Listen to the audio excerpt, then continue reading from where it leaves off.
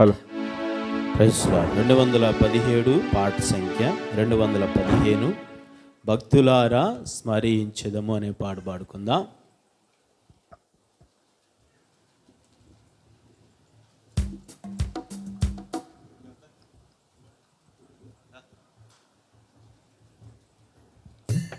రండి.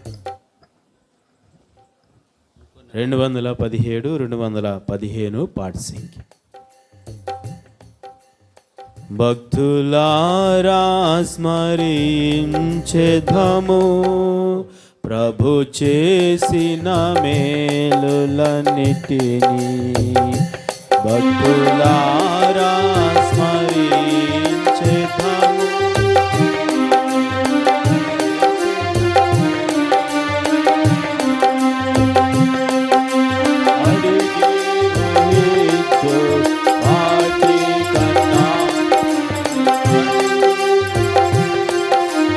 వాటి కన్నా సార్వము సకగా చేసి మరి సార్వము సకగా చేసి భక్తులారా స్మరించెదము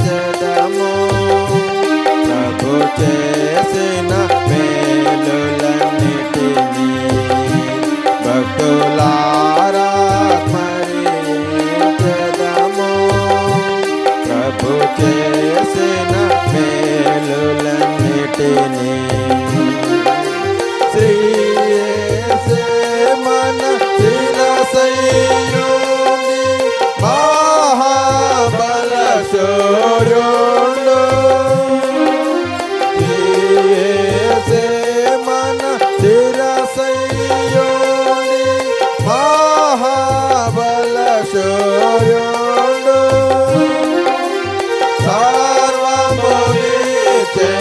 తన హస్తముతో సర్వమునిచెను తన హస్తముతో ఎంతో దయగలవాడు.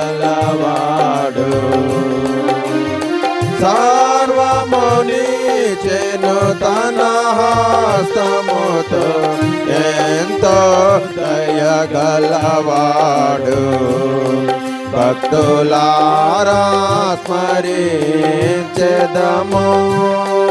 ప్రభు చేసిన మేలులన్నిటినీ. భక్తులారా స్మరించెదము ప్రభు చేసిన మేలులన్నిటినీ.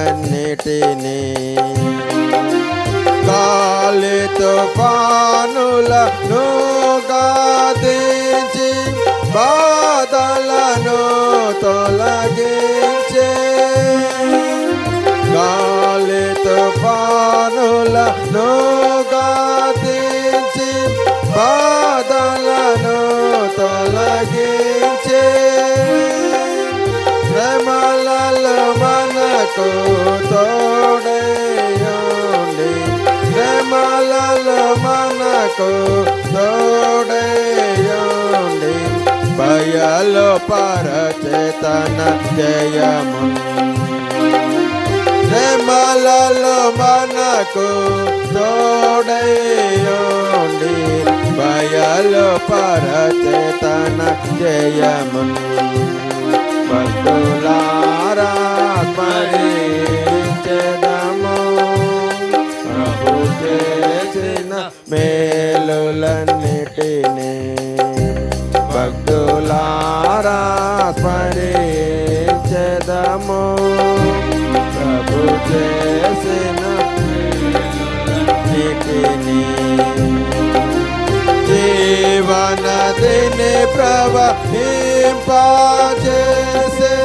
సకల స్థలంబులయందు. జీవనదిని ప్రవహింపజేసే సకల స్థలంబులయందు. ఏకకు మించిన ఆత్మల తెచ్చి ఏకకు మించిన ఆత్మల తెచ్చి ప్రభువే స్తోత్రం.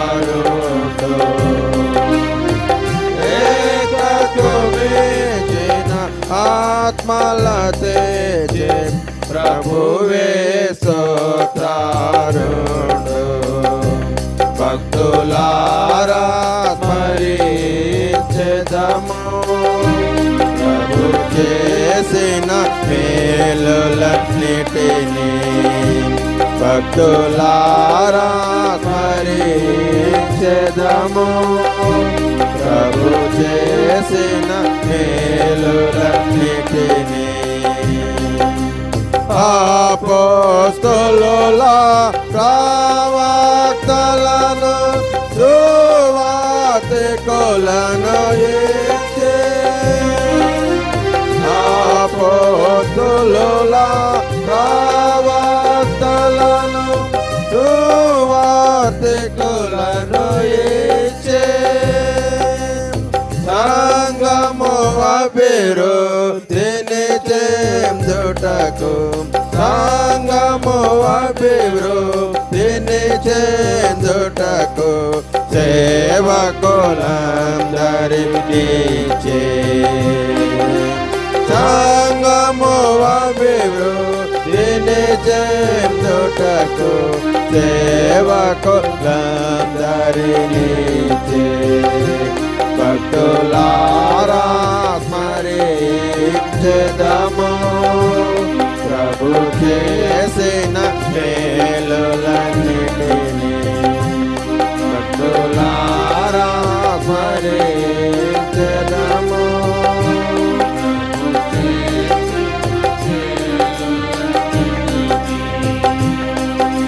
మన పక్షమున తానే పోరాడి సైతానును ఓడించే మన పక్షమున తానే పోరాడి సైతానును ఓడించే ఇంతవరకును ఆదుకొనెనుగా ఇంతవరకును ఆదుకొనెనుగా తన మహాత్మ్యము చూపే ఇంతవరకును ఆదుకొనెనుగా తన మహాత్మ్యము చూపే భక్తులారా స్మరించెదము ప్రభు చేసిన మేలులన్నిటినీ.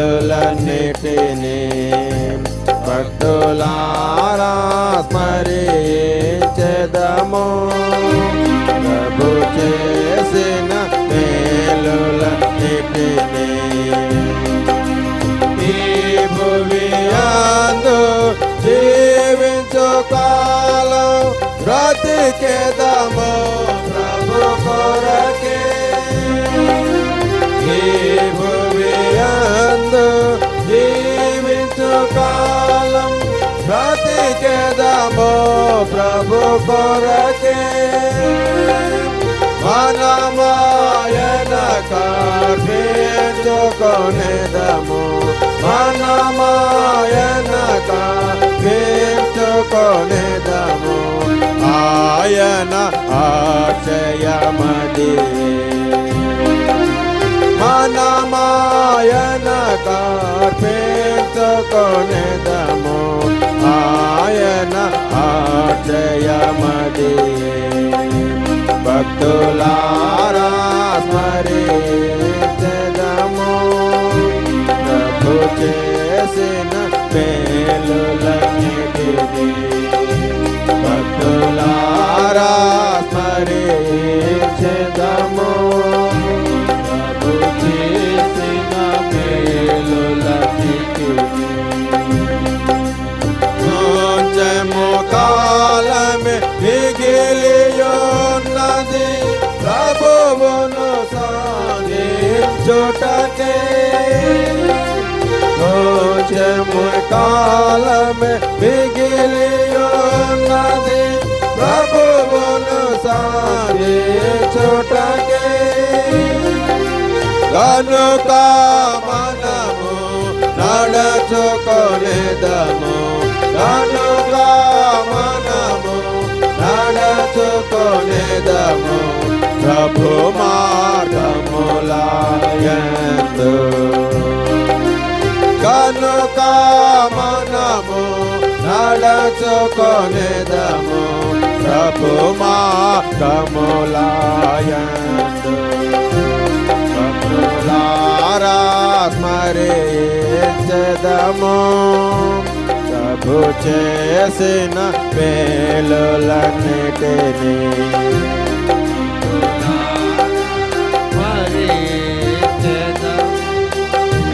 ప్రభు చేసిన మేలులన్నిటినీ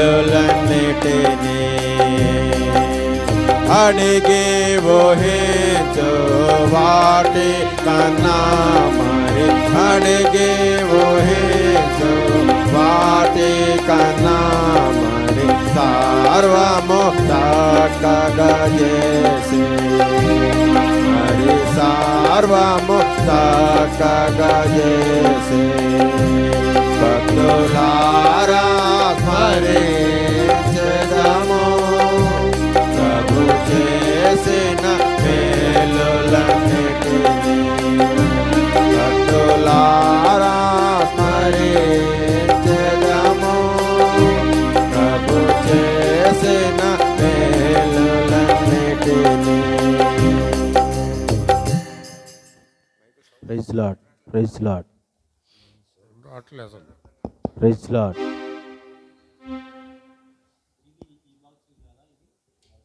ప్రైజ్ లార్డ్, ప్రైజ్ లార్డ్.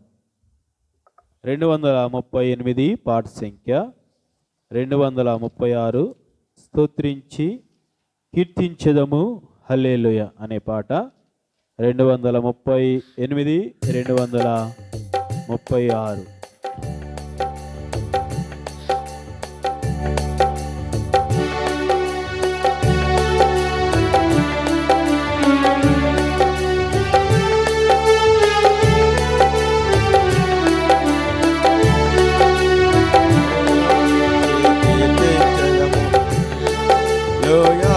స్తుతి చెల్లించి ఉల్లాసింతుము హల్లెలూయా స్తుతించి కీర్తించెదము హల్లెలూయా స్తుతి చెల్లించి ఉల్లాసింతుము హల్లెలూయా గడచిన కాలమెల్లా కంటి పాపవలే గడచిన కాలమెల్లా కంటి పాపవలే కాచెను ప్రభువు మమ్ము హల్లెలూయా స్తోత్రించి కీర్తించెదము హల్లెలూయా స్తుతి చెల్లించి ఉల్లాసింతుము హల్లెలూయా స్తుతించి కీర్తించెదము హల్లెలూయా స్తుతి చెల్లించి ఉల్లాసింతుము హల్లెలూయా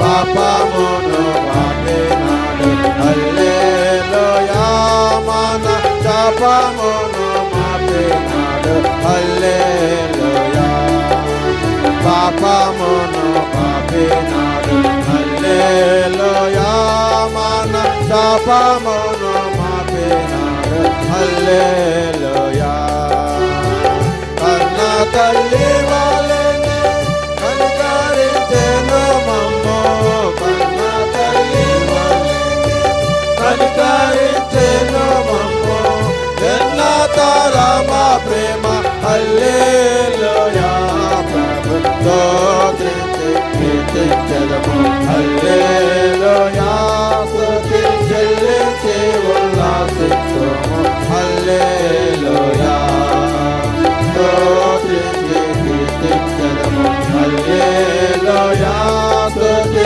చెల్లించి ఉల్లాసింతుము హల్లెలూయా తల్లి అయిన మరచినాను హల్లెలూయా తాను ఎన్నాడైనా మరచిపోడు హల్లెలూయా తల్లి అయిన మరచినాను హల్లెలూయా తాను ఎన్నాడైనా మరచిపోడు హల్లెలూయా ఎల్ల ఈవులనిచ్చి ఉల్లాసము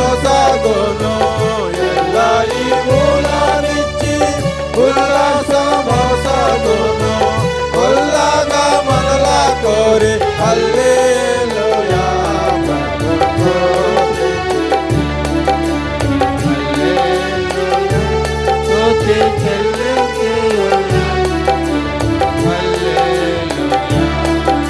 స్తోత్రించి కీర్తించెదము హల్లెలూయా స్తుతి చెల్లించి ఉల్లాసింతుము హల్లెలూయా శోధన కాలములందు హల్లెలూయా మన వేదన కాలములందు హల్లెలూయా శోధన కాలములందు హల్లెలూయా మన వేదన కాలములందు హల్లెలూయా నాదుడు యేసు మన చెంతనుండానిలా నాదుడు యేసు మన చెంతనుండానిలా చింతలేమియురావు హల్లెలూయా ప్రభుని స్తోత్రించి కీర్తించెదము హల్లెలూయా స్తుతి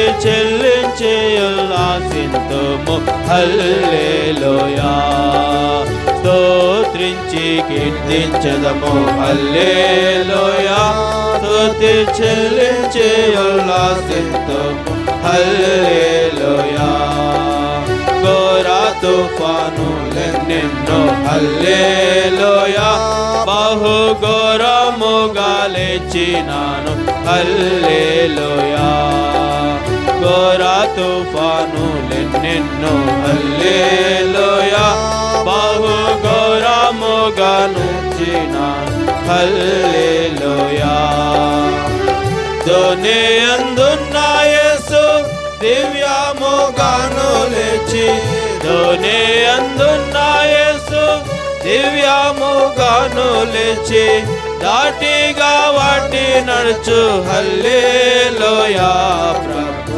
స్తోత్రించి కీర్తించెదము హల్లెలూయా స్తుతి చెల్లించి ఉల్లాసింతుము హల్లెలూయా స్తోత్రించి కీర్తించెదము హల్లెలూయా స్తుతి చెల్లించి ఉల్లాసింతుము హల్లెలూయా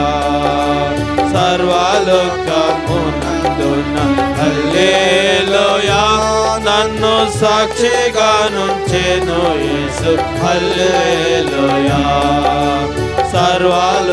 సర్వలోకమునందున హల్లెలూయా నన్ను సాక్షిగా నుంచెను యేసు హల్లెలూయా చేరిన వారినెల్లా కోరి ప్రేమించునేసు చేరిన వారినెల్లా కోరి ప్రేమించునేసు చేర్చును కౌగిటిలో హల్లెలూయా ప్రభు స్తోత్రించి కీర్తించెదము హల్లెలూయా స్తుతి చెల్లించి ఉల్లాసింతుము హల్లెలూయా స్తోత్రించి కీర్తించెదము హల్లెలూయా స్తుతి ఉల్లాసింతుము హల్లెలూయా గడిచిన కాలమెల్లా కంటి పాపవలే గడిచిన కాలమెల్లా కంటి పాపవలే కాచెను ప్రభువు మమ్ము హల్లెలూయా స్తోత్రించి కీర్తించెదము హల్లెలూయా స్తుతి చెల్లించి ఉల్లాసింతుము హల్లెలూయా స్తోత్రించి కీర్తించెదము హల్లెలూయా స్తుతి చెల్లించి ఉల్లాసింతుము హల్లెలూయా చివరిగా 598 పాట సంఖ్య 587 చివరికి పాడుకొని ఒప్పుకోలు వర్తమానం చూసుకుందాం. ప్రార్థన వినుడు దేవా ప్రార్థించుమని నా ప్రభు అనే పాట పాడుకుందాం. 598 587 పాట సంఖ్య. ఇంకా పాతదైతే 719 కూడా వస్తుంది.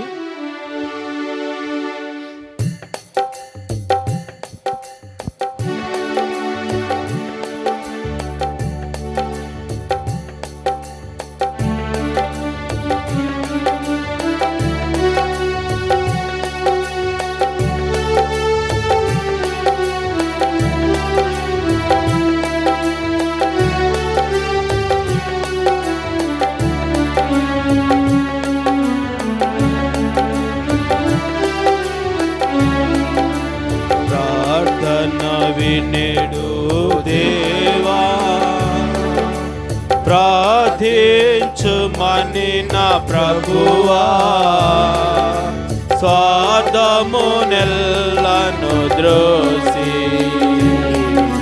దరి చెరితిమి మమ్ము చూడు స్వార్థము నెల్లను ద్రోసి దరి చెరితిమి మమ్ము చూడు పొందిన మేలుల మరచి మందిర సమృద్ధి విడచి పొందిన మేలుల మరచి మందిర సమృద్ధి విడచి పొందితే మిల్లలో బాధల్ నీతను తెచ్చితిమయ్యా పొందితే మిల్లలో బాధల్ నీతను తెచ్చితిమయ్యా ప్రార్థన వినెడు దేవా ప్రార్థించుమని నా ప్రభువా స్వార్థము నెల్లను ద్రోసి దరి చెరితిమి మమ్ము చూడు స్వార్థము నెల్లను ద్రోసి దరి చెరితిమి మమ్ము చూడు ఒప్పుకొను చోటి మిలాలో మా పితరుల వలె మేము ఒప్పుకొను చోటి మిలాలో మా పితరుల వలె మేము అపవిత్రులమై నీదో కోపమురే పితిమయ్యా అపవిత్రులమై నీదో కోపమురే పితిమయ్యా ప్రార్థన వినెడు దేవా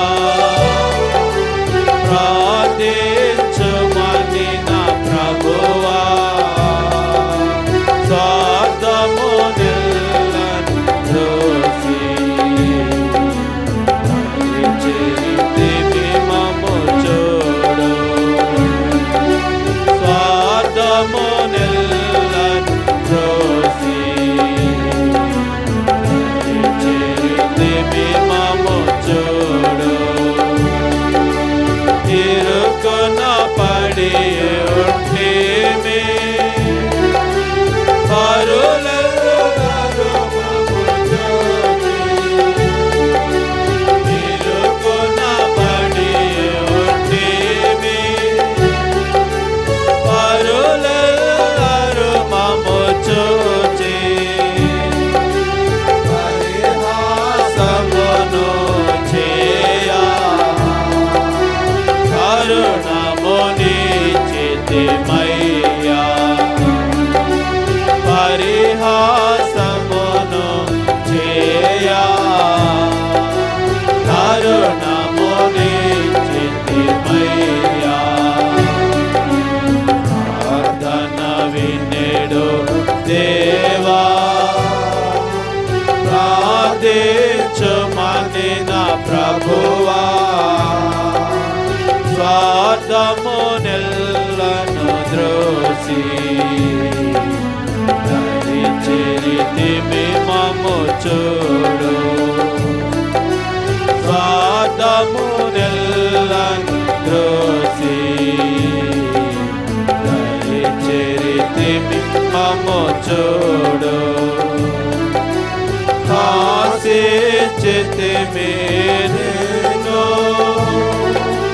శాశ్వత కృపగల దేవా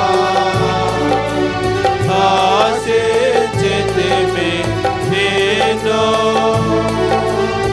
శాశ్వత కృపగల దేవా త్రోసివేయని మా దేవా నీ చెంత చేరితిమయ్యా త్రోసివేయని మా దేవా నీ చెంత చేరితిమయ్యా ప్రార్థన వినెడు దేవా ప్రార్థించుమనిన ప్రభువా స్వార్థమునెల్లను చూసి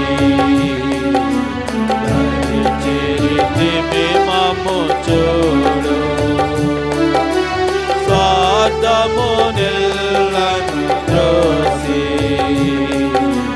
దయచేసి మమ్ము చూడు నీ ముఖమును దాచకుము నీ మార్గమును నేర్పించు నీ ముఖమును దాచకుము నీ మార్గమును నేర్పించు నింపుని ఆత్మను మాలో సంపూర్ణులుగా చేయమయ్యా నింపుని ఆత్మను మాలో సంపూర్ణులుగా చేయమయ్యా ప్రార్థన వినెడు దేవా ప్రార్థించుమనిన ప్రభువా స్వార్థమునెల్లను చూసి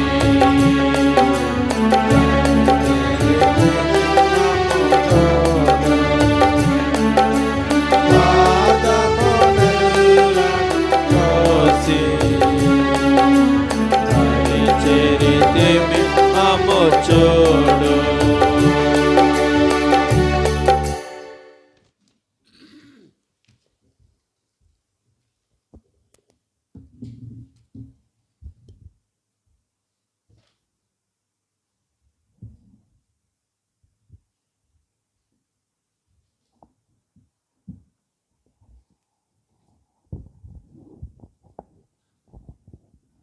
ప్రైజ్ లార్డ్.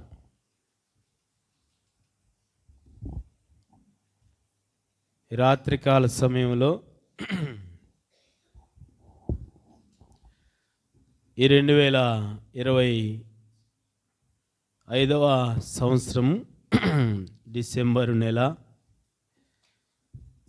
చివరి 31వ రోజు. ఈరోజు గడిస్తే ఇంకెంత, ఒక గంట అయితే 12 గంటలు రాగానే ఏం మారుతాయి చెప్పండి? ఏమండి, ఏం మారుతాయి?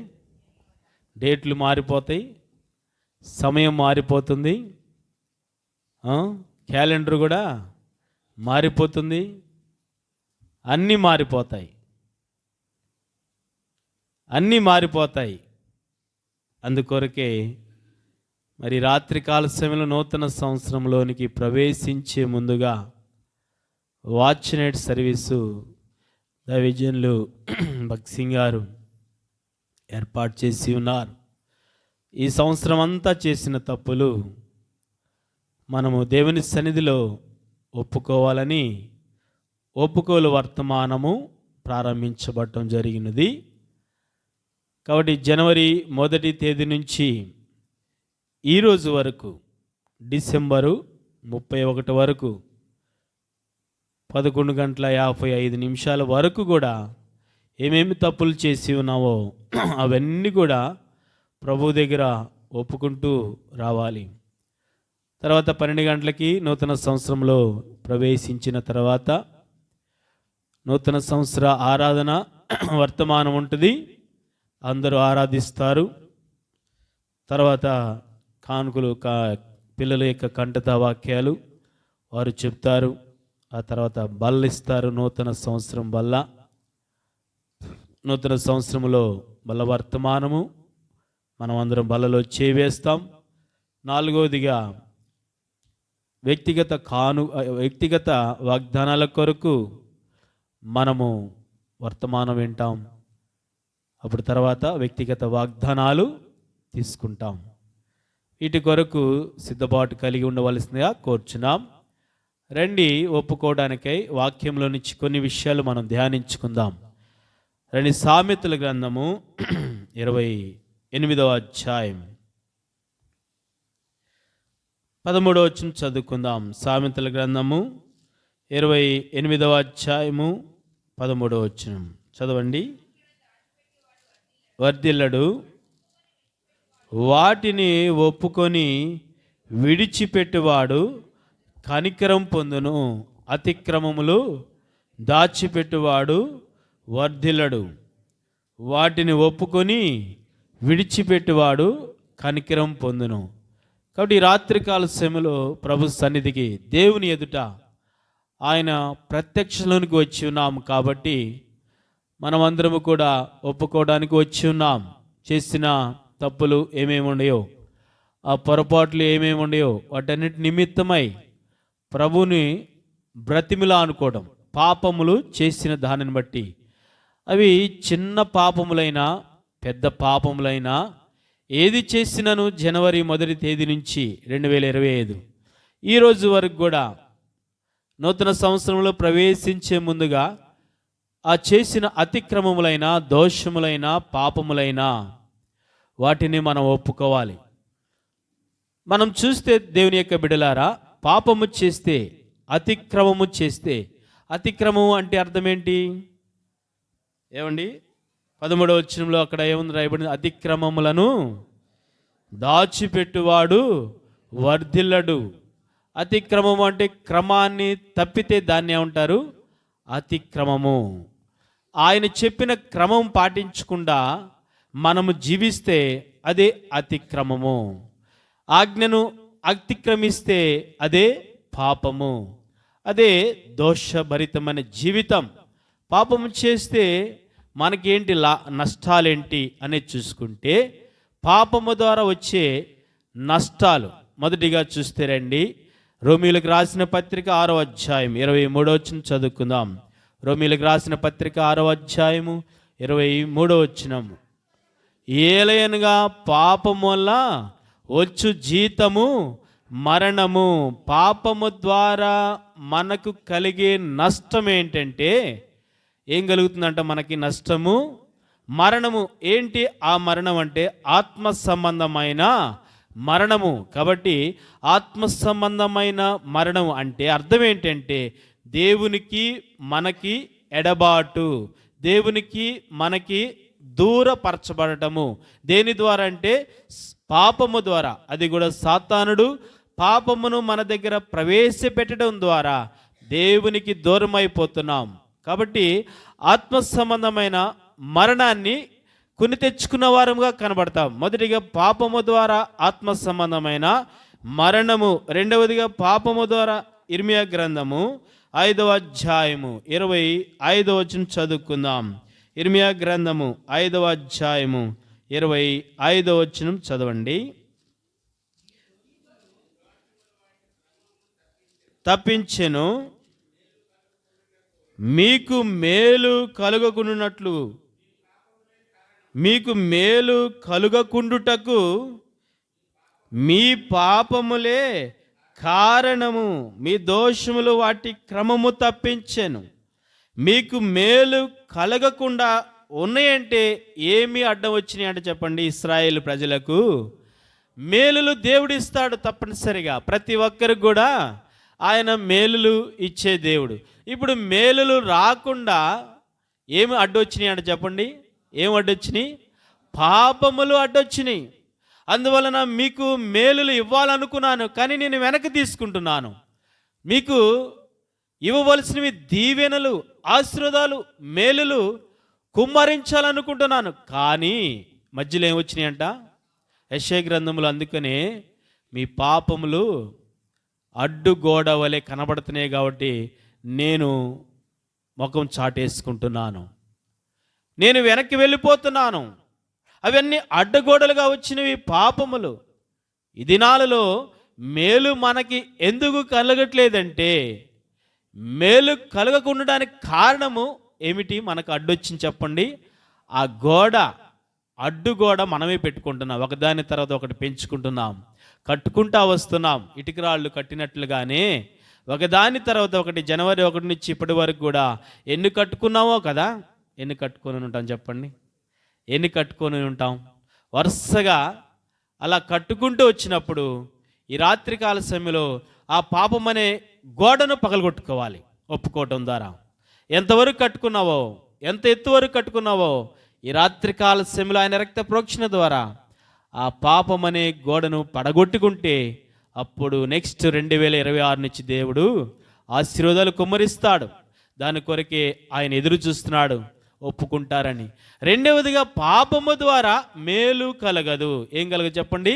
రెండవదిగా, పాపము ద్వారా మేలు కలగదు. మూడవదిగా, పాపము ద్వారా ఏంటి నష్టం అంటే చదువుకుంటే రండి బైబిల్ గ్రంథంలో ఇర్మియా గ్రంథము 14వ అధ్యాయము 10వ వచనం చదువుకుందాం. ఇర్మియా గ్రంథము 14వ అధ్యాయము 10వ వచనం చదవండి.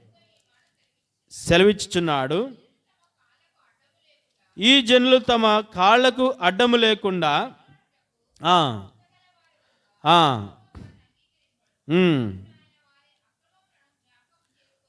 ఇప్పుడు ఆయన వారి అక్రమమును జ్ఞాపకం చేసుకొనును, వారి పాపములను బట్టి వారిని శిక్షిస్తాను, వారి పాపాలను బట్టి శిక్షిస్తాను. మూడవదిగా, పాపము చేయటం ద్వారా మనకేంటి నష్టం అంటే శిక్షలోనికి వెళ్ళిపోతాం. మొదటిగా ఏంటి? పాపము చేయటం ద్వారా.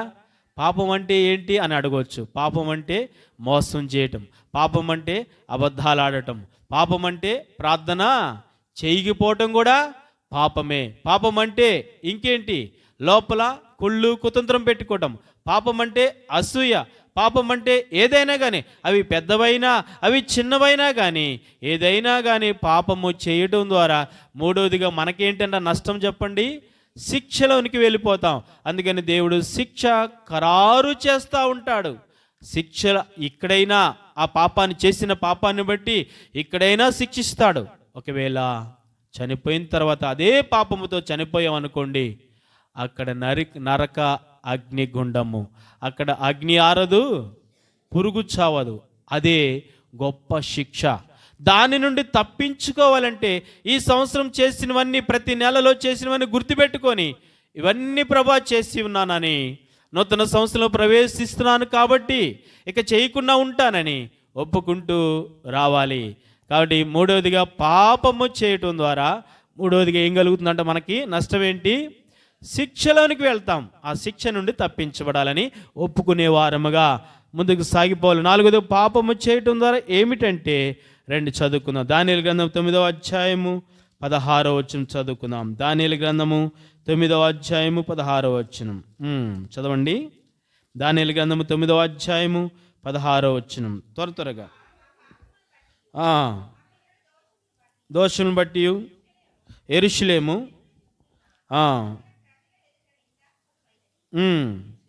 యెరూషలేము నీకు ప్రతిష్ఠితమైన పర్వతము, ఆ పట్టణము మీదికి వచ్చిన నీ కోపమును నీ రౌద్రమును తొలగనిమ్మని నీ నీతి కార్యములన్నిటిని బట్టి విజ్ఞాపన చేసుకొనుచున్నాను. కాబట్టి ఇక్కడ దానియేలు ఎంతగానో ప్రార్థన చేస్తున్నాడు. ఏంటంటే, మా పాపములను బట్టి, మా పితరుల దోషములను బట్టి ప్రభువా, నీ దగ్గర నుంచి ఏమొచ్చిందంట? ఆయన దగ్గర నుంచి చేసిన పితరులు చేసిన పాపాలను బట్టి, ఆ దోషాలను బట్టి దేవుని దగ్గర నుంచి ఒకటి వచ్చినది. ఏంటంటే చెప్పండి? కోపము, రౌద్రం. దేన్ని బట్టి చెప్పండి? పాపాన్ని బట్టి. ఎన్నిసార్లు పాపము చేస్తూ వచ్చి ఉన్నామో అన్నిసార్లు ఆయన కోపపడతానే ఉన్నాడంట. ఎన్నిసార్లు మనం దేవునికి వ్యతిరేకంగా జీవిస్తున్నామో అన్నిసార్లు ఆయన కోపపడుతూనే ఉన్నాడు. అంత కోపం తీసుకొస్తున్నావు, అంత రౌద్రం తీసుకొస్తున్నావు. ఎన్నిసార్లు చేసి అవన్నీ కూడా ప్రభా, ఆ పలానా రోజు నేను చేశానని ఒప్పుకుంటా ఉంటే ఆ రౌద్రము, ఆ కోపము, ఆగిపోతుంది. ఈ రాత్రికాల సమయంలో నూతన సంవత్సరంలో ప్రవేశించే ముందుగా ఆయన కోపము అణిచివేయబడాలంటే, ఆయన రౌద్రం ఆగిపోవాలంటే ఏం చేయాలి? మనము ఈ రాత్రికాల సమయంలో చెప్పండి అక్క, ఏం చేయాలి చెప్పండి? ఏమండి? ఒప్పుకోవాలి. దేవుని చేసిన వాటిని విషయమై ప్రభువు దగ్గర ఒప్పుకుంటా ఉండాలి, పశ్చాత్తాపడాలి. అందుకని ఆ మాట ఏమని రాయబడింది సామెతల గ్రంథంలో? అతిక్రమములు దాచిపెట్టేవాడు వర్ధిల్లడు, వాటిని ఒప్పుకొని విడిచిపెట్టేవాడు కనికరం పొందును. కాబట్టి ఇప్పటికి పాపము ద్వారా వచ్చే నష్టాలు ఎన్ని చెప్పుకున్నాం చెప్పండి? ఎన్ని చెప్పుకున్నాం? 4. మొదటిగా ఆ పాపము ద్వారా వచ్చే నష్టం ఏంటి? మొదటిగా మరణము, రెండవదిగా మేలు కలగదు, మూడవదిగా శిక్ష వస్తుంది, నాలుగవదిగా రౌద్రము కోపము ఆయన దగ్గర వస్తుంది. 5వదిగా చూస్తే రండి బైబిల్ గ్రంథంలో నుంచి యెషయా గ్రంథము, పాపము చేయటం ద్వారా. యెషయా గ్రంథం 43వ అధ్యాయము 24వ వచనం చదువుకుందాం. యెషయా గ్రంథం 43వ అధ్యాయం 24వ వచనం చదువుక. నా నిమిత్తము సువాసన గల కొనలేదు, నీ బలి పశువుల క్రొవ్వు చేత నన్ను తృప్తిపరచలేదు. సరే కదా, నీ పాపముల చేత నీవు నన్ను విసికించితివి, నీ దోషముల చేత నన్ను ఆయాస పెట్టితివి. పాపము చేయటం ద్వారా, దోషములు చేయటం ద్వారా, అతిక్రమములు చేయటం ద్వారా ఆయనకి ఏం కలుగుతుందంట చెప్పండి? ఆయనకు ఆయాసము. ఆయనకు ఆయాసం అయితే మనకు కూడా ఆయాసమే. ఏమండి? ఎవరికి ఆయాసము? ఒక్కొక్కసారి మన పిల్లలు మనల్ని ఇసికిస్తూ ఉంటే, రే నాకు బీపీ తెప్పే అంటావా లేదా? మనల్ని బాగా హింసిస్తున్నప్పుడు, బాధ పెడుతున్నప్పుడు, రే నాకు బీపీ పెరిగిందంటే నిన్ను మామూలుగా ఉండదు, మామూలు కొడతానంటా ఉంటాం కదా. ఇప్పుడు ఆయనకి ఆయాసం వస్తుందంట. దేన్ని బట్టి చెప్పండి? పాపము చేయటం ద్వారా ఆయనకి ఆయాసం. అందుకని దేవుని బిడ్డలారా, పాపము చేయటం ద్వారా దేవునికి ఆయాసం. ఆయాసం ఎందుకు వస్తుంది చెప్పండి? ఆయాసం ఎందుకు వస్తుంది చెప్పండి? ఆయాసం ఎందుకు వస్తుంది? ఏంటి సమస్య? ఆయాసం ఎవరికి వస్తుంది? ఎవరికి వస్తుంది? జనరల్గా మామూలుగా మనం చెప్పుకుందాం. ఆయాసం ఎవరికి వస్తుంది? ఎవరికైనా అనారోగ్య పరిస్థితిలో ఉంటున్న వారికి నెమ్ముందనుకోండి, వారికి ఆయాసము వస్తుంది.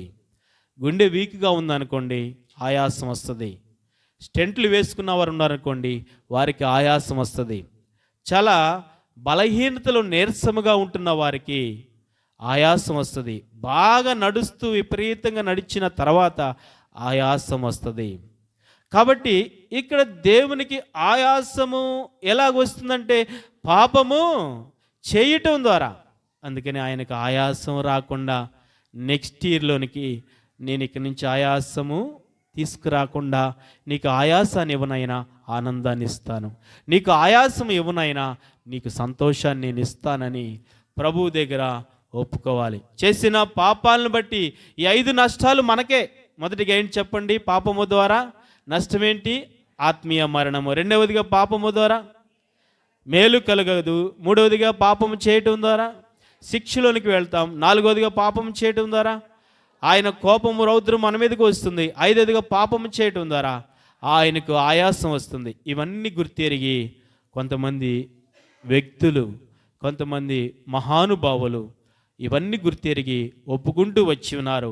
ఒక 5గురు ఒప్పుకుంటూ వచ్చి ఉన్నారు. 5గురిని చూసుకొని మనం ముగించేద్దాం రండి.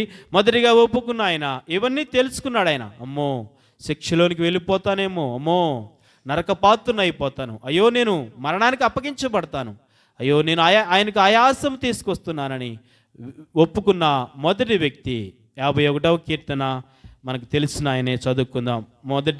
మొదటి వ్యక్తి 51వ కీర్తన మొదటి 2 వచనాలు చదువుకుందాం.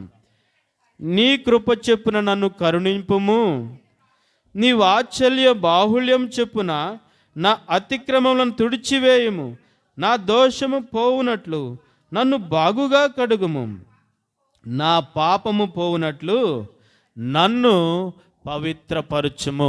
తన తప్పును తను తెలుసుకున్నాడు, తన పాపమును తను నేను చేసి ఉన్నాను. ఒక 2 సంవత్సరాల వరకు తెలుసుకోలేదు, కానీ ఎవరు వచ్చి చెప్తే తన తప్పును తను తెలుసుకున్నాడు దావీదు. ఎవరు వచ్చి చెప్పారు చెప్పండి?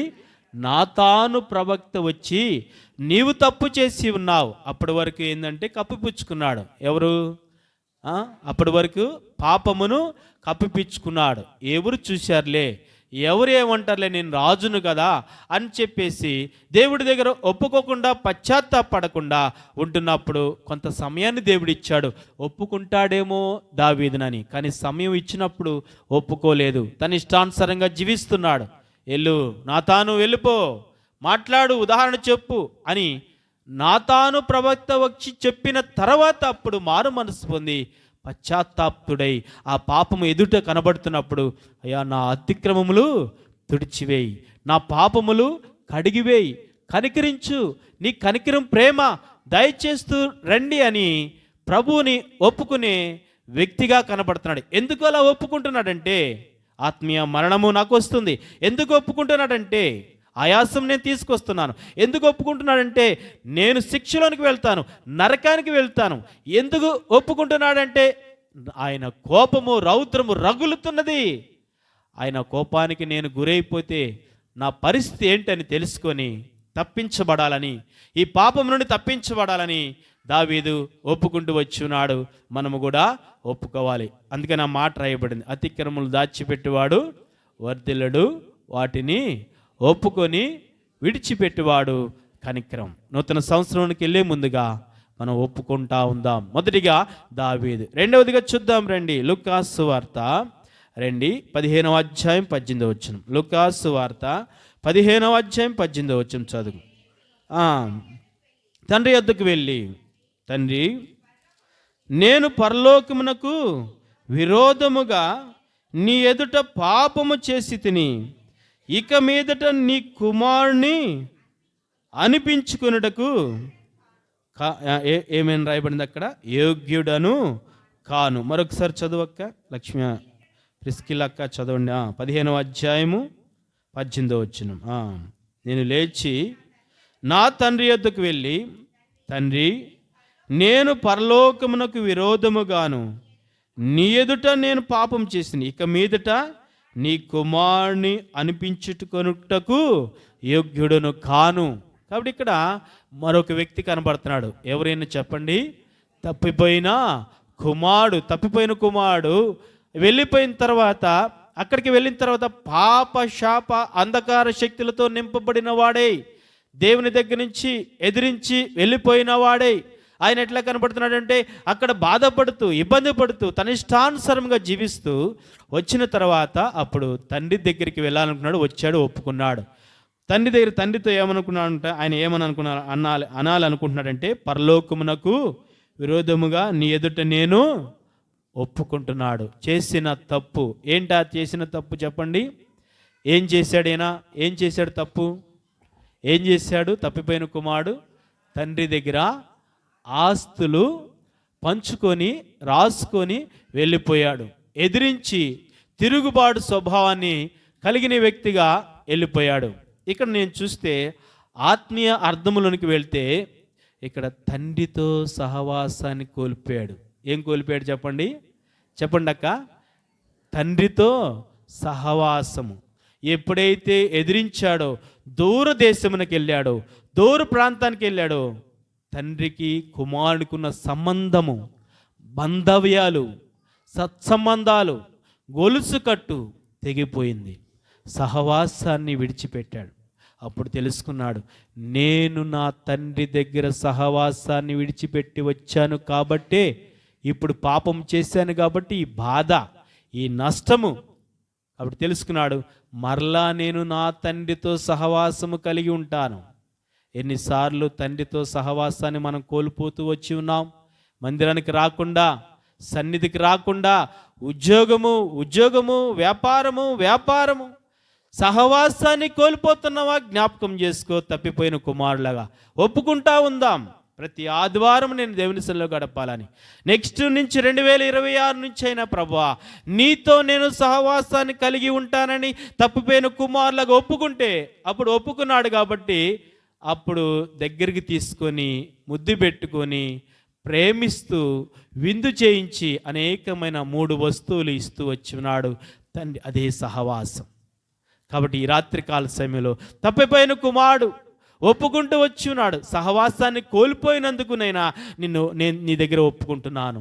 నిన్ను ఎదిరించి నిన్ను విడిచిపెట్టి వెళ్ళిపోయానయా, నేను నష్టపోయాను, దయతో నన్ను క్షమించమని ప్రభువును అడుగుతూ వచ్చి ఉన్నాడు. రెండవదిగా తప్పిపోయిన కుమారుడు ఒప్పుకుంటూ వచ్చినప్పుడు మనము కూడా ఒప్పుకుంటూ ఉందాం. రెండవదిగా మూడవ వ్యక్తిని చూద్దాం రండి. బైబిల్ గ్రంథంలో లూకాసు సువార్త 18వ అధ్యాయం 13వ వచనం చదువుకుందాం. లూకాసు సువార్త 18వ అధ్యాయం 18వ అధ్యాయం 13వ వచనం. అయితే సుంకరి దూరంగా నిల్చుని ఆకాశం వైపు కనులెత్తుటికైనను ధైర్యము చాలక రొమ్ము కొట్టుకొనుచు, దేవా పాపినైన నన్ను కరుణించుమని పలికెను. దేవాలయంలోనికి వెళ్ళిన తర్వాత ప్రార్థన చేసే సుంకరి మనకు కనబడుతున్నాడు. ఇక్కడ ఇద్దరు ప్రార్థన చేస్తున్నారు. ఎవరు ప్రార్థన చేస్తున్నారు? ఇద్దరు వ్యక్తులు ఎవరు చెప్పండి? పరిసేయుడు, సుంకరి ప్రార్థన చేస్తున్నాడు. సుంకరి ఏమని ప్రార్థన చేస్తున్నాడు? ఆకాశం వైపు కన్నులెత్తుటికైనను ధైర్యము చాలక రొమ్ము కొట్టుకొనుచు, దేవా పాపినైనా నన్ను కరుణించు. మొదటిగా పాపినని తెలుసుకున్నాడు సుంకరి. ఏం చేసేవాడు ఈయన డ్యూటీ ఏంటి చెప్పండి? ఈయన ఏం పని చేస్తూ ఉండేవాడు? ట్యాక్సులు కలెక్ట్ చేస్తూ ఉండేవాడు, పన్నులు సుంకాలు వసూలు చేస్తూ ఉండేవాడు. బైబిల్ గ్రంథములో ఈ ముగ్గురు సుంకర్లు మారిన వారే. ఈయన ఒక ఆయన కనబడుతున్నాడు. మరొక సుంకరి ఎవరు చెప్పండి? ఎవరండి? ఎవరు? జక్కయ్య అనే సుంకరి. మరొక సుంకరి ఎవరు? ఆయన యొక్క శిష్యుడైన మత్తయ్య అనే సుంకరి. ఈ కొత్త నిబంధనకు వచ్చిన తర్వాత వీళ్ళు ముగ్గురు కనబడతారు. వీళ్ళు ముగ్గురు మారిన వారే. వీళ్ళు ముగ్గురు ప్రభు కొరకు ప్రతిష్ఠించుకున్నవారు. ఇప్పుడు ఈయన పాపినైనా నన్ను కరుణించయ్యా, నేను ఎంతగానో ఘోరమైన పాపం చేస్తూ, ఎదిరిస్తూ, డబ్బులు వసూలు చేస్తూ, దుర్మార్గుడిగా నేను బ్రతుకుతూ వచ్చానయ్యా, నన్ను క్షమించమని ప్రభువుని అడుగుతూ వచ్చినాడు. మూడవదిగా ఒప్పుకుంటూ వస్తున్నాడు. ఎవరైనా చెప్పండి? సుంకరి ఒప్పుకుంటూ వచ్చున్నాడు. కాబట్టి మనము కూడా ఒప్పుకుంటూ ప్రభు సన్నిధిలో, ప్రభువా నేను కూడా ఇలాగా తప్పులు చేస్తున్నాను, అనీతిమంతుడిగా ఉన్నాను, కాబట్టి నన్ను కూడా కనికరించండి అని పశ్చాత్తాపడితే ప్రభు సహాయం చేస్తాడు. మూడవదిగా ఎవరు కనబడుతున్నారు చెప్పండి? సుంకరి. నాలుగవదిగా చూద్దాం రండి బైబిల్ గ్రంథంలో. నాలుగవది ఎజ్రా గ్రంథము 9వ అధ్యాయము 6వ వచనం చదువుకుందాం. ఎజ్రా గ్రంథము 9వ అధ్యాయము 6వ వచనం చదవండి. నా దేవా ఎత్తుకొనుటకు సిగ్గుపడి కిన్నుడనై ఉన్నాను. మా దోషములు మా తలకు పైగా ఎచ్చి ఉన్నవి. మా అపరాధము ఆకాశమంతా ఎత్తుగా పెరిగి ఉన్నవి. మా పితరుల దినములు మొదలుకొని నేటి వరకు మేము మిక్కిలి అపరాధులమే. ఇక్కడ ఎవరు ఒప్పుకుంటున్నారు అంటే ఎజ్రా శాస్త్రి ఒప్పుకుంటున్నాడు.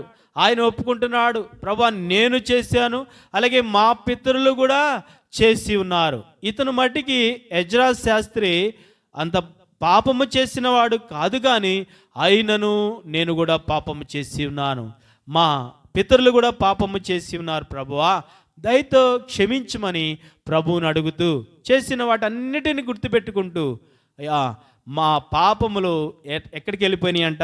ఎక్కడికి వెళ్ళిపోయినవి?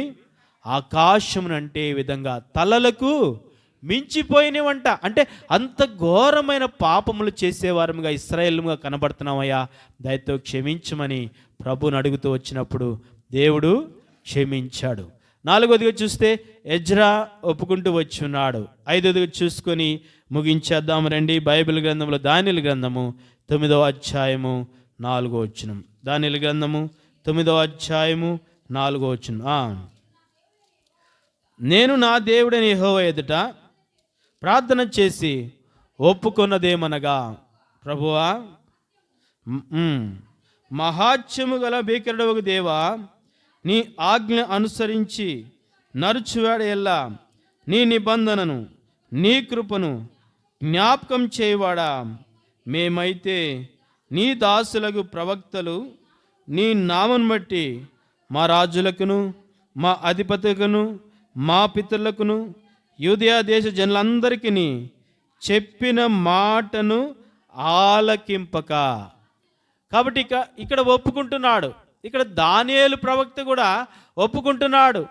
ఈయన కూడా పాపం చేసిన వాడు కాదు, కానీ ఆయనను మా పితరుల పక్షమున నేను కూడా పాపం చేసి ఉన్నాను ప్రభువా. మనం అనుకోవచ్చు, నేను దేవుని సన్నిధికి వస్తున్నాను, ప్రతిసారి వస్తున్నాను, నా దగ్గర ఏం పాపము లేదు, అవసరం లేదులే, ఒప్పుకోవడం అంత అవసరం లేదులే. మనము కూడా అనుకోవచ్చు. అట్టి పరిస్థితిలో మనం అట్లా అనుకోకూడదు. నేను దేవుని ఎదుట ఎంతటి వారం. ఆయన పరిశుద్ధత ముందు మన పరిశుద్ధత ఎంత, ఆయన నీతి ముందు మన నీతి ఎంత. చూడండి, అందుకనే ఇంతటి మహా గొప్పవారు కూడా ఎజ్రా కూడా ఒప్పుకుంటూ వస్తున్నాడు. మహా గొప్ప ప్రవక్త అయిన దానియేలు కూడా ఒప్పుకుంటూ వస్తున్నప్పుడు నేను దేవుని ఎంతటి వారం. అంతటి మహానుభావుడైన గొప్ప శక్తిమంతుడైన మహోన్నతుని ఎదుట ఒప్పుకునే వారంగా అందరం ఒప్పుకుంటూ సాగిపోవాలి. ప్రతి ఒక్కరము అలా ఒప్పుకుంటూ చేసిన వాటి విషయమై, చేసిన తప్పుల విషయమై జనవరి 1 నుంచి ఏమేమి గుర్తుండయో ఇప్పటి వరకు 31 వరకు, ఈ రోజు వరకు ప్రభు దగ్గర మనం పశ్చాత్తాపడుతూ ఒప్పుకుంటా ఉందాం. అందుకని అతిక్రమలు దాచిపెట్టేవాడు వర్ధిల్లుడు, వాటిని ఒప్పుకొని విడిచిపెట్టేవాడు కనికరం పొందు. వీళ్ళందరూ 5 కూడా ఒప్పుకున్నారు, కనికరాన్ని పొందుకున్నారు. 5 తలాంతుల మీద, 5 తలంపుల మీద చెప్పిన వాటిని బట్టి, పాపాన్ని బట్టి, పాపం చేస్తే ఇవన్నీ వస్తాయని చెప్పి తెలుసుకొని ఈ 5 ఒప్పుకుంటూ వచ్చి ఉన్నారు. ఎవరు? మొదటి వ్యక్తి దావీదు ఒప్పుకున్నాడు. రెండవది తప్పిపోయిన కుమారుడు. మూడవది ఎవరు వ్యక్తి? సుంకరి ఒప్పుకుంటూ వచ్చినాడు. నాలుగో ఆయన ఎజ్రా ఒప్పుకుంటూ వచ్చినాడు. 5వదిగా దానియేలు. వారు ఒప్పుకున్నారు. మనం కూడా ఈ రాత్రికాల సమయంలో ఒప్పుకుంటూ సాగిపోదాం. ఒక బ్రదరు, ఒక సిస్టరు ఆయన ఎదుట మోకరించి ఒప్పుకుంటూ రావాల్సిందిగా కోరుచున్నాం. మీరు ఒప్పుకున్న తర్వాత ఒక పాట, నూతన సంవత్సరం వెళ్ళే ముందు ఒప్పుకోలు పాట పాడుతూ ఉంటాం, కాబట్టి అది మీరు గమనించండి. కాబట్టి ఒక బ్రదర్, ఒక సిస్టరు, సమయం లేదు కాబట్టి మీరు అందరూ కూడా ఒప్పుకోవాల్సిందిగా. ఆరాధన చేయబాకండి. కొంతమంది ఆరాధన చేస్తారు, ఒప్పుకోలు వేరు, ఆరాధన వేరు, మళ్ళీ ప్రార్థన వేరు. మరి ఇవన్నీ డిఫరెంట్లు మీరు తెలుసుకోవాలి, నేర్చుకోవాలి. ఒప్పుకోలు వేరు, ఆరాధన వేరు, ప్రార్థన వేరు. కాబట్టి అది గుర్తుపెట్టుకోవాలి. ఓన్లీ ఒప్పుకోవడమే, మళ్ళీ ప్రార్థన కూడా చేయకూడదు. ఇప్పుడు ప్రార్థన కూడా చేయకూడదు, ఒప్పుకోవడమే ఓన్లీ. చేసిన వాటి విషయమై ఒప్పుకుంటా ఉంటే నేను చివరిలో ప్రార్థన చేస్తాను, అప్పుడు తర్వాత పాట పాడుకోవచ్చు. ఒక బ్రదర్, ఒక సిస్టర్ మీకు మైక్ ఇస్తారు, ప్రారంభించండి. అది కూడా క్లుప్తంగానే ఒప్పుకుంటూ రావాల్సిన కోరుచున్నాను.